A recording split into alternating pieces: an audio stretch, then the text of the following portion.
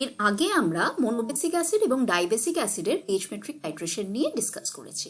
আজকে আমরা দেখব যে ট্রাইবেসিক অ্যাসিডের পিএইচ মেট্রিক টাইট্রেশন কিভাবে হয়। আমরা এই পুরো এক্সাম্পলটাই মেইনলি ফসফরিক অ্যাসিড নিয়ে করব। প্রথমেই একদম শুরু করার সময় দেখা যাক ইন জেনারেল একটা ট্রাইবেসিক অ্যাসিডের কথা যদি আমরা ভাবি H3A এই ফর্মে, তাহলে তার ডিসোসিয়েশনটা কিভাবে হয়। আমরা তো জানি ট্রাইবেসিক অ্যাসিড তিনটে স্টেপে তার ডিসোসিয়েশন হবে। ফার্স্ট স্টেপে H প্লাস আর H2A মাইনাস দেবে, সেকেন্ড স্টেপে এই H2A মাইনাসটা আবার ডিসোসিয়েট করে H প্লাস আর HA2 মাইনাস দেবে, আর থার্ড স্টেপে HA2 মাইনাস থেকে আরেকটা H প্লাস আর A3 মাইনাস পাবো। আর K1, K2, K3 হচ্ছে গিয়ে ডিসোসিয়েশন কনস্ট্যান্ট এই তিনটে স্টেপের জন্য। ফসফরিক অ্যাসিড এমন একটা এক্সাম্পল যেখানে K1/K2 বা K2 বা K3রও এই ভ্যালুটা 10⁴ এর ওপরে।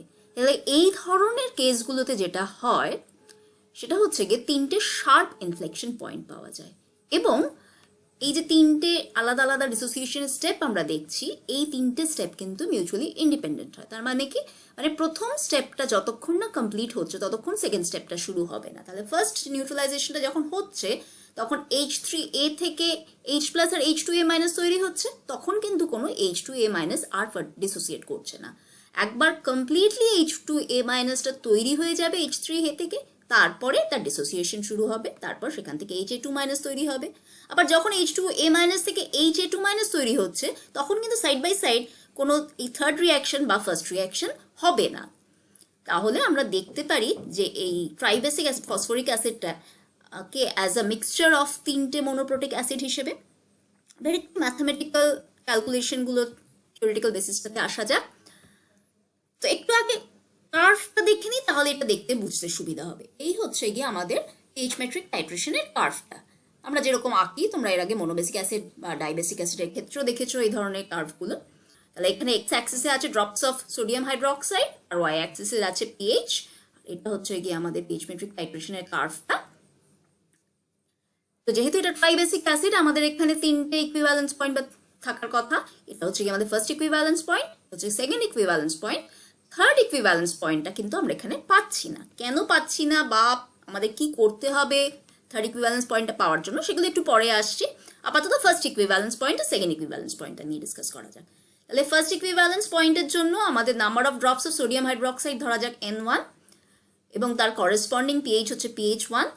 সিমিলারলি সেকেন্ড ইকুইভ্যালেন্স পয়েন্টের জন্য যদি এটাকে আমরা N2 বলি এবং তার করেসপন্ডিং পিএইচটা PH2, তাহলে এখান থেকে ছবি থেকে আমরা দেখতে পাচ্ছি, এর আগে আমরা মোনোবেসিক অ্যাসিডে অ্যাসিটিক অ্যাসিডের জন্য করেছি যে PK1টা কি করে বার করব। ফার্স্ট ইকুইভ্যালেন্স পয়েন্টের ঠিক হাফ যে জায়গাটা, মানে N1/2, সেই N1/2 নাম্বার অফ ড্রপসের করেসপন্ডিং যে পিএইচটা সেটা হচ্ছে গিয়ে PK1। সিমিলারলি অক্সালিক অ্যাসিডের ক্ষেত্রে দেখেছি যে সেকেন্ড ইকুইভ্যালেন্স পয়েন্ট N2, তার 3/4 মানে 3N2/4 যে নাম্বার অফ ড্রপসটা, তার করেসপন্ডিং পিএইচটা হচ্ছে গিয়ে PK2। এবার চলে আসা যাক ম্যাথমেটিক্যাল জায়গাটাতে। আমরা ফার্স্ট স্টেপ থেকে আমরা কি পাচ্ছি, PH equal to PK1 plus log of concentration of H2A minus by H3A। এখানে H2A মাইনাসটা হচ্ছে গিয়ে সল্টটা, আর H3A হচ্ছে গিয়ে ফ্রি অ্যাসিডটা রিমেইনিং যেটা পড়ে রয়েছে। তাহলে আমরা জানি যখন এই লগারিদমিক পার্টটা 0 হয়ে যাবে, তার মানে কখন হবে সেটা, যখন H2A মাইনাসের কনসেন্ট্রেশন H3A এর কনসেন্ট্রেশনের সমান হবে। সেটা কখন হবে না, ফার্স্ট নিউট্রালাইজেশন পয়েন্টের ঠিক হাফ যে জায়গাটা সেখানে হবে। তার মানে PK1 is equal to PH1 at half neutralisation point. Similarly সেকেন্ডটাতেও তাই একইভাবে হবে। এখানে HA2 মাইনাসটা হচ্ছে গিয়ে সল্ট, H2A মাইনাসটা হচ্ছে গিয়ে ফ্রি অ্যাসিডটা। তাহলে এই দুটো যখন এক হবে তাহলে সেখান থেকে PK2টা 3/4 পয়েন্টটাতে পাবো, যেভাবে আমরা গ্রাফটাতে দেখলাম। এবার আমরা যদি K1, K2 এই দুটোর প্রোডাক্ট নেই, তাহলে সেখান থেকে আমরা একটা নতুন রিলেশন পেতে পারি। এই প্রোডাক্ট নিলে পরে, যেহেতু আমরা প্রথমেই বলেছি যে যখন ফার্স্ট রিয়াকশনটা হচ্ছে, মানে যখন H3A থেকে HA2 মাইনাস তৈরি হচ্ছে, যখন H3A থেকে H2A মাইনাস তৈরি হচ্ছে, তখন আর H2A মাইনাস ফার্দার ভেঙে HA2 মাইনাস দিচ্ছে না। আবার যখন H2A মাইনাস থেকে HA2 মাইনাস হচ্ছে, তখন এই ফার্স্ট রিয়াকশনটা বা থার্ড রিয়াকশনটা হচ্ছে না। তাহলে ইন দ্যাট কেস আমরা K1, K2 থেকে আমরা এই প্রোডাক্টটার থেকে HA2 মাইনাস আর H3A এই কনসেন্ট্রেশনগুলোকে নেগলিজিবল ধরে একটা রিলেশন বের করতে পারি pH1 equal to pK1 plus pK2/2। Similarly third equivalence পয়েন্টের জন্য যদি আমরা এখানে থার্ড ইকুইভ্যালেন্স পয়েন্ট গ্রাফ থেকে করছি না, তো এখানে যেরকম K1 ইন্টু K2 দিয়ে করলাম, করে pH1 এর একটা রিলেশন বার করলাম, একইভাবে এখানে K2 K3 দিয়ে একটা pH2 রিলেশন বার করতে পারি আমরা। তাহলে pH2 ইকুয়াল টু কি পাচ্ছে, pK2 প্লাস pK3/2। এই রিলেশনটা আমাদের খুব কাজে লাগবে। এই হচ্ছে কি আমাদের গ্রাফটার নেচারটা। তোমরা তো এক্সেলেও এই ধরনের গ্রাফ করেছো। এবার একটু এক্সেলে চলে যাই আমরা। এখানে কি আছে, total number of drops of sodium hydroxide আর পিএইচ এর ভ্যালুগুলো আছে।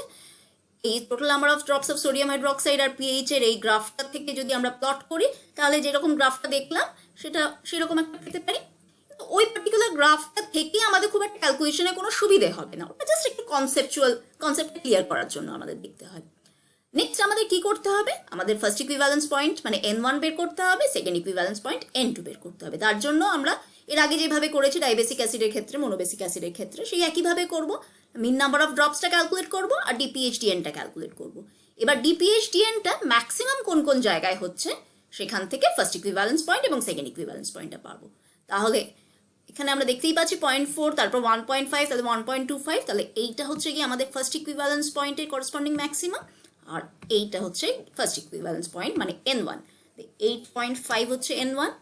এবার আসা যাক সেকেন্ড ইকুইভ্যালেন্স পয়েন্ট কোনটা, কোথায় দেখা যাক ম্যাক্সিমামটা আবার পাওয়া যায়। এখানে 1.34, তাহলে এখানে আরেকটা ম্যাক্সিমাম পাওয়া গেছে, তার করেসপন্ডিং ভ্যালুটা মানে N2 হচ্ছে 21.5।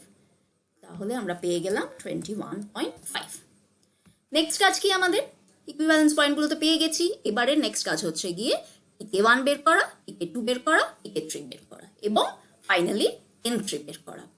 আমি এখানে ফর্মুলাগুলোকে অলরেডি আগে থেকে লিখে রেখেছি। এই একটু আগে যেগুলো আমরা থিওরিটিক্যাল বেসিসটা ডিসকাস করলাম সেই ফর্মুলাগুলোকে এগুলো ইউজ করে এবার ক্যালকুলেশনটা করব।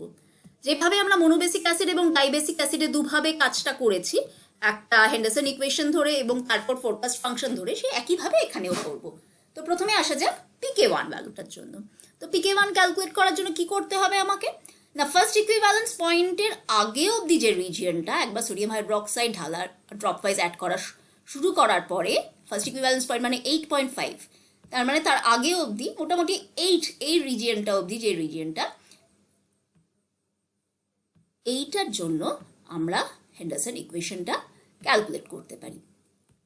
তাহলে তার ইন্টারসেপ্টটা যেখানে হবে সেখান থেকে pK1 এর ভ্যালুটা পেয়ে যাব। এবার আমাদের একটা এক্সপিরিয়েন্স কি না, ফার্স্ট ভ্যালুটা আর লাস্ট ভ্যালুটা এইটা যদি আমরা কনসিডার না করি, ইগনোর করি, একটু বেটার রেজাল্টটা পাওয়া যায়। তো ঠিক আছে, তাহলে তাই করতে পারি, ফার্স্ট ভ্যালুটা আর লাস্ট ভ্যালুটাকে প্রথমেই ইগনোর করে দিতে পারি, দিয়ে তারপর লগ এই টার্মটা আমরা বের করবো। তাহলে এখানে কি করছি, log of concentration of salt by concentration of acid, তার মানে লগ অফ n/n1 - n। কিভাবে পেয়েছি এই টার্মটা সেটা আমরা অ্যাসিটিক অ্যাসিডে অলরেডি ডিসকাস করে ফেলেছি, সুতরাং এখানে আর বলছি না। লগ টু দি বেস 10, উপরে রয়েছে n মানে number of drops of sodium hydroxide, নিচে রয়েছে n1 মানে 8.5। অবশ্যই এটাকে ফিক্স করতে হবে, তার জন্য FN টিপে F4 বা এমনি ডলার সাইনও আমরা ইউজ করতে পারি এটা টাইপ করে, মাইনাস আবার n। এখানে আরেকটা ব্র্যাকেট শেষ করলাম, হয়ে গেল। তাহলে এই ভ্যালুটা এবার ট্র্যাক করে দিচ্ছি, পুরো রিজিয়নটা সরি ট্র্যাক করতে হবে, হয়ে গেল। তাহলে নেক্সট কাজ কি, আইদার আমরা এটার গ্রাফটা আঁকতে পারি বা এখানে ডাইরেক্ট ইন্টারসেপ্টও আমরা ক্যালকুলেট করে নিতে পারি। তো প্রথম আমরা এটার গ্রাফটা দেখে নিই, তারপর সেখান থেকে ইন্টারসেপ্টটা নেব। পরের বার যখন আমরা সেকেন্ড ইকুইভ্যালেন্স পয়েন্টের জন্য যখন করবো বা pK2টা যখন করবো, তখন সেখানে আর গ্রাফটা আঁকবো না, ডাইরেক্ট ইন্টারসেপ্ট ভ্যালুটা ক্যালকুলেট করবো। তো গ্রাফটা আঁকার জন্য জাস্ট একটা কলমকেই আমরা আগে সিলেক্ট করি, ইনসার্ট, স্ক্যাটার, একটু সরিয়ে নিই তাহলে আমাদের সুবিধা হবে কাজটা করতে, গ্রিড লাইন্স আমাদের লাগে না, লিড করে দিলাম। যে গ্রাফটা পেয়েছি এটা কিন্তু আমাদের যে গ্রাফটা দরকার সেই গ্রাফটা নয়। তাহলে আমরা কি করব, এখানে রাইট ক্লিক করব, করে সিলেক্ট ডেটাতে যাব। সিলেক্ট ডেটাতে গিয়ে এডিট করব, এডিট করে এখানে আমরা কি চাইছি, pk1, এক্স এর ভ্যালুটা কোনটা, এটা হচ্ছে আমাদের এক্স এর ভ্যালু, আর ওয়াই এর ভ্যালু কোনটা, তার করেসপন্ডিং পেজটা হচ্ছে ওয়াই এর ভ্যালু। ওকে ওকে, তাহলে এবার এটার একটা ট্রেন্ড লাইন, ডিসপ্লে ইকুয়েশন, আর স্কোয়ার ভ্যালু। তাহলে আমরা এখান থেকে ইন্টারসেপ্টটা পাচ্ছি 2.2306, তাহলে pk1 এর ভ্যালু হয়ে গেল হেন্ডারসন ইকুয়েশন ইউজ করে 2.2306। তাহলে এই হচ্ছে কি হেন্ডারসন ইকুয়েশন ইউজ করে আমরা যেই গ্রাফটা পেলাম, যেখানে একটা জিনিস বাকি রয়ে গেছে, সেটা হচ্ছে কি আমাদের অ্যাক্সেস টাইটেলসগুলো দেওয়া হয়নি, সেটা অবশ্যই দিতে হয়। প্রথমে আসা যাক এক্স অ্যাক্সিসে। এক্স অ্যাক্সিস মানে হচ্ছে গিয়ে এই লগারিদমিক টার্মটা জাস্ট কপি করে পেস্ট করে বসিয়ে দিই আমরা।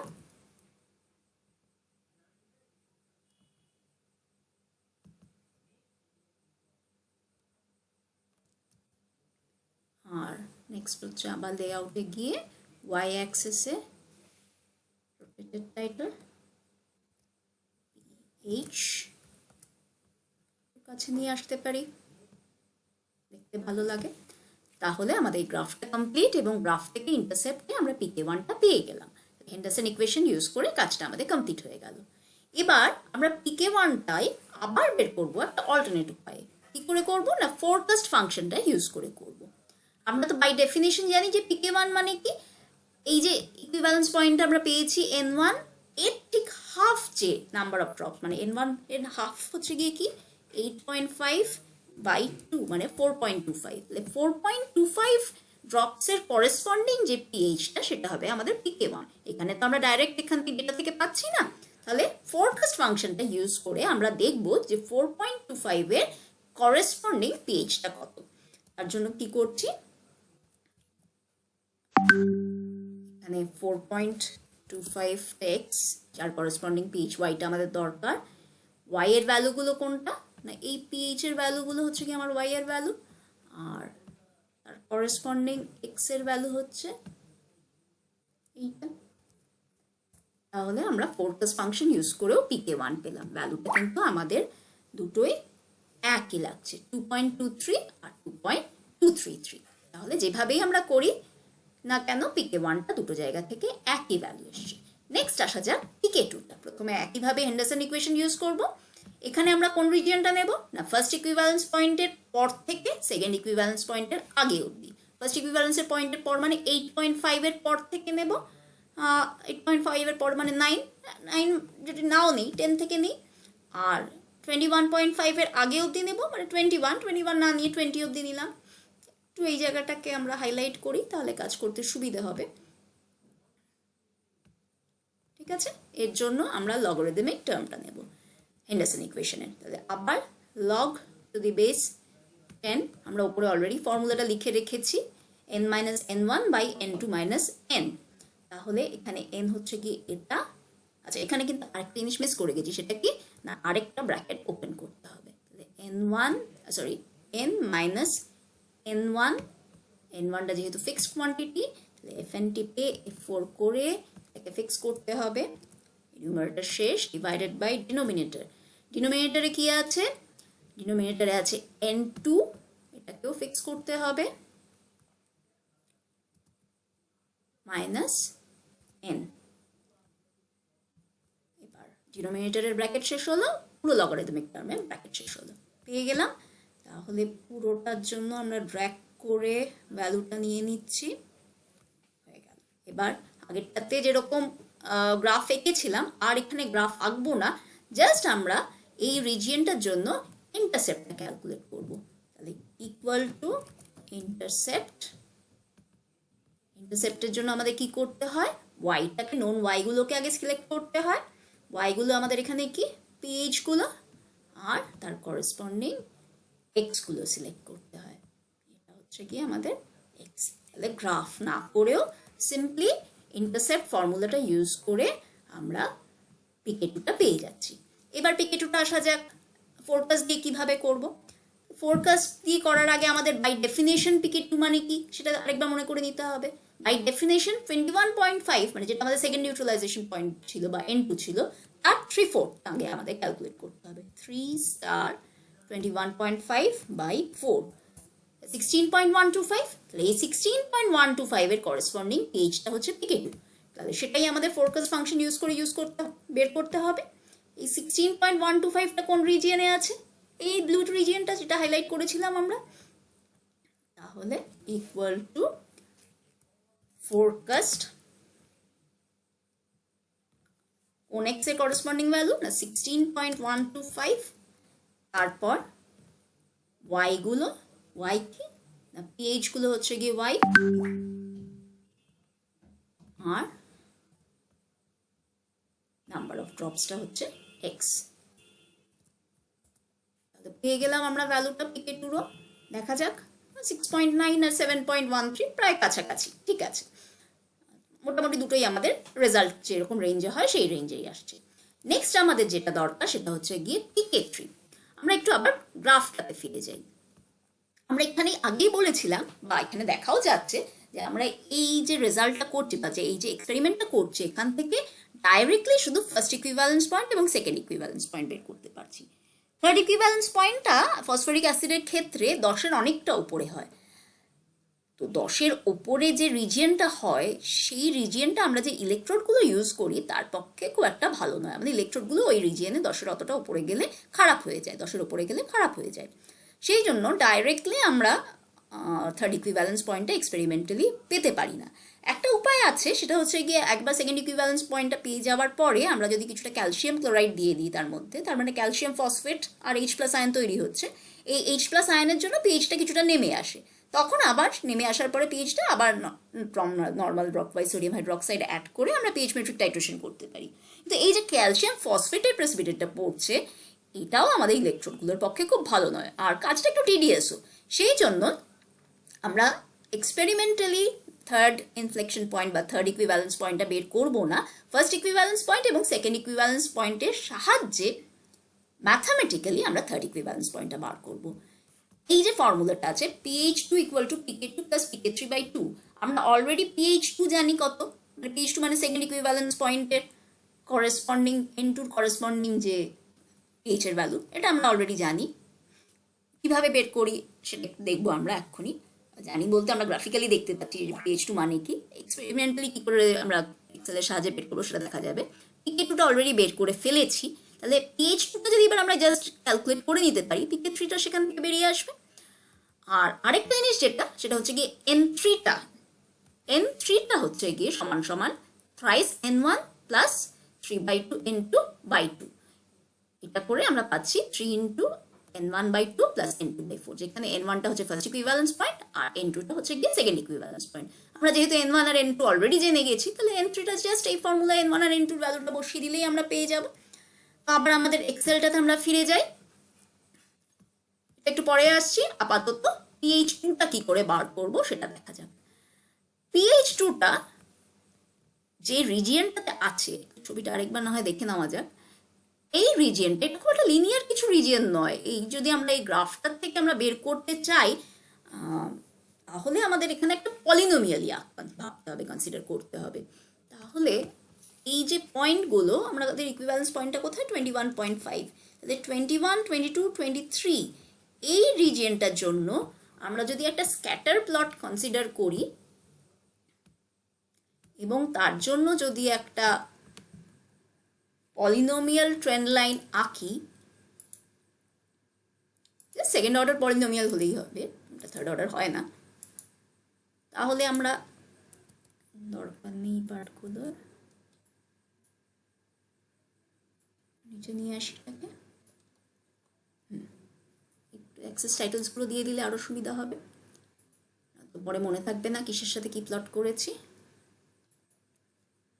এখানে প্লট করেছি হচ্ছে গিয়ে number of drops of sodium hydroxide,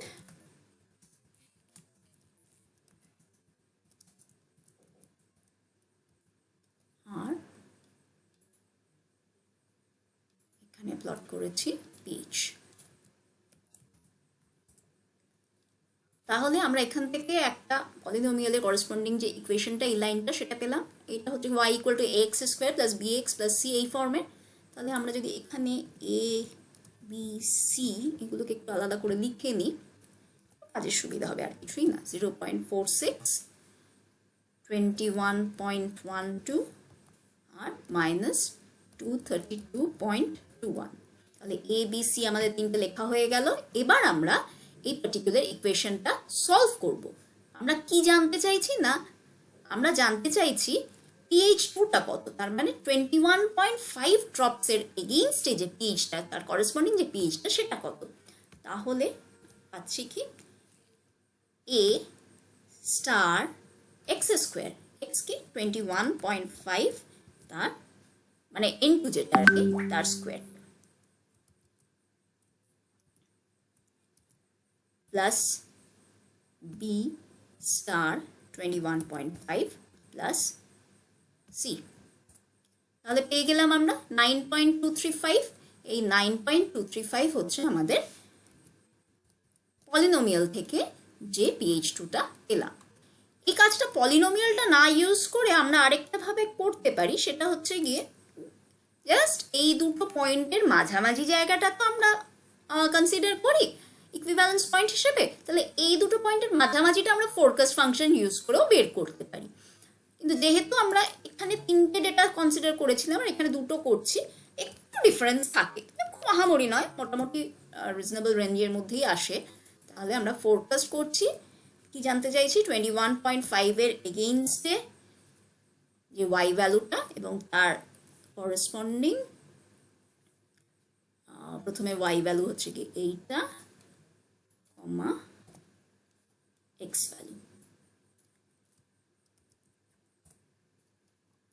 তাহলে কাছাকাছি পেয়ে গেলাম 9.12, যথেষ্টই ভালো। তাহলে নেক্সট কাজ কি, pH2 পেয়ে গেছি, pK1 পেয়ে গেছি, pK2 পেয়ে গেছি, নেক্সট কাজ pK3 বের করা, equal to 2 star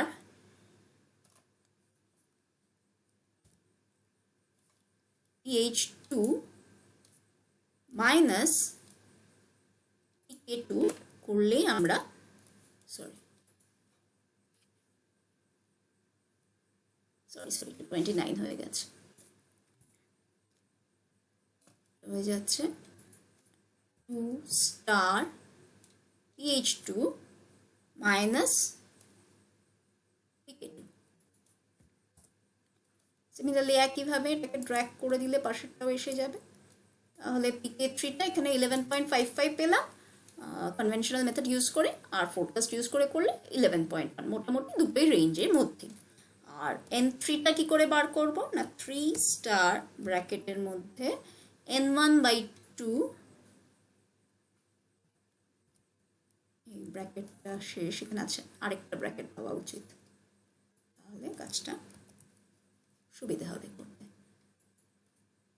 plus n2 মানে 21.5 বাই ব্র্যাকেটের মধ্যে থাকা উচিত